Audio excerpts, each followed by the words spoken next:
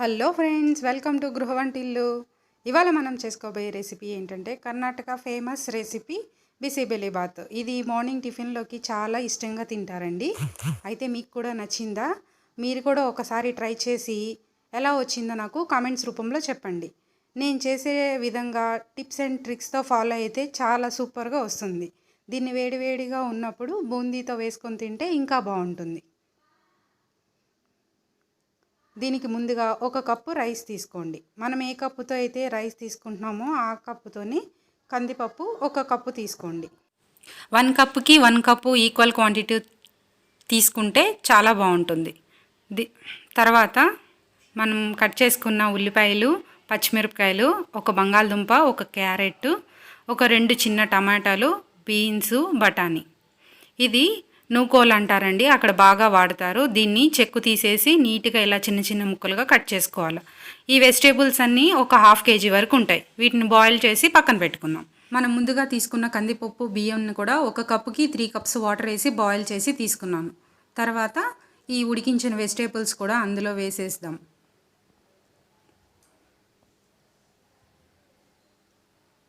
అందులో వేసేసి బాగా ఒకసారి అన్నము, పప్పు, ఈ వెజిటేబుల్స్ మిక్స్ అయ్యేలాగా ఒకసారి కలపండి. తర్వాత ఒక 2 స్పూన్లు ఉప్పు, ఒక 2 స్పూన్స్ కారం, ఒక చిటికెడు పసుపు,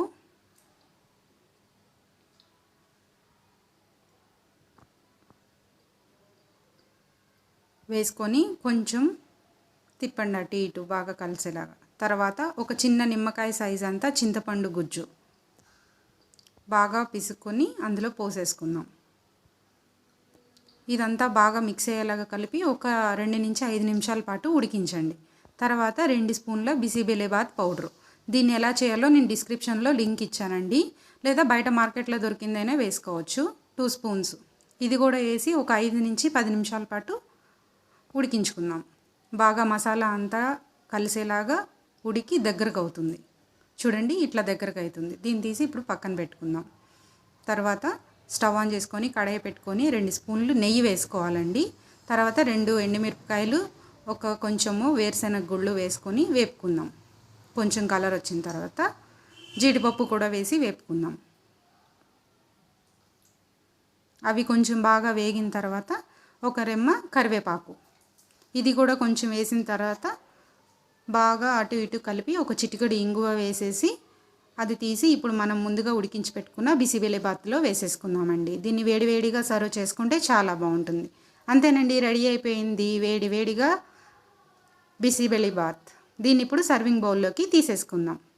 ఈ రెసిపీ కనుక మీకు నచ్చినట్లయితే లైక్ చేయండి, షేర్ చేయండి, సబ్స్క్రైబ్ చేసుకోండి.